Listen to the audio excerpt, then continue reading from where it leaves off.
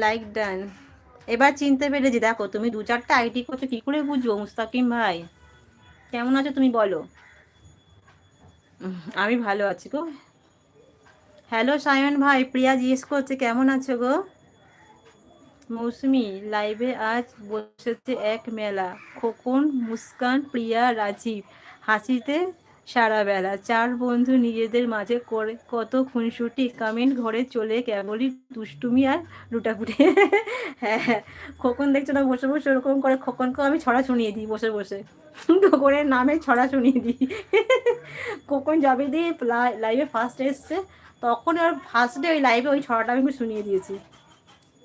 কেউ হাসে, কেউ ফিসফিসিয়ে চলে ময় খেলা, পর্দার আড়ালে তাদের কাটছে খুশির বেলা।